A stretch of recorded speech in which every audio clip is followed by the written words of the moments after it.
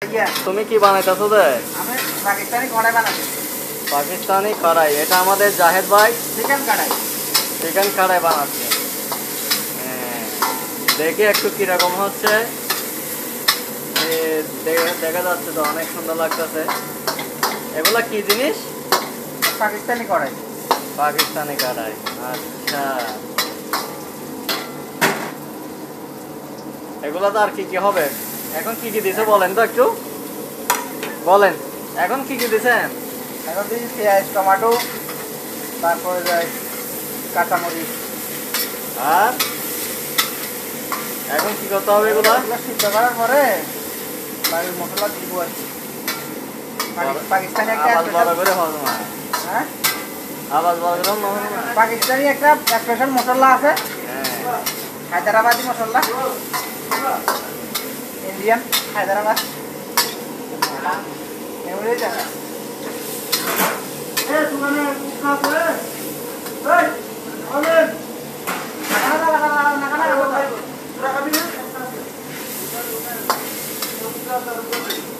কত করে সময় লাগবে অনুমানিক? এটা একটু সময় লাগে।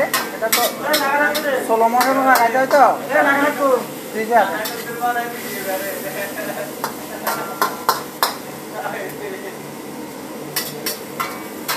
খাওয়ার জন্য হা করে আছে, এখনো রান্না হয় না, এখনো খাওয়ার জন্য হা করে আছে। দেখছেন? হ্যাঁ, আমাদের খাড়াই আস্তে আস্তে রেডি হইতাছে।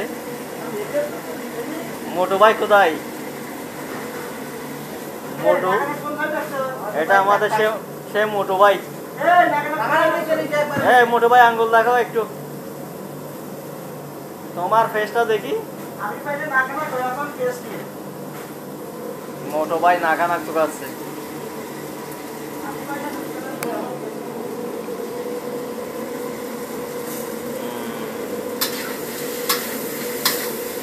এটা নাকি পাকিস্তানি রেসিপি চিকেন কড়াই।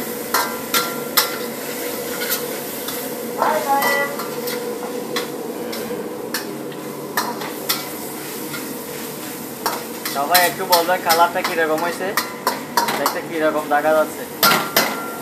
জাহেদ ভাই আর কতক্ষণ লাগবে? হাই গাইস, নাকা নাক খাবেন করে তো ক্যামেরা দেখো।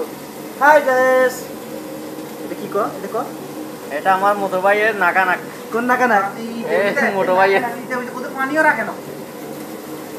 কত খারাপ হলে চলে ওরা বাইরে। এই, কি হয়ে গেছে তো আমরা? আর কালকে কাজ করা দিতে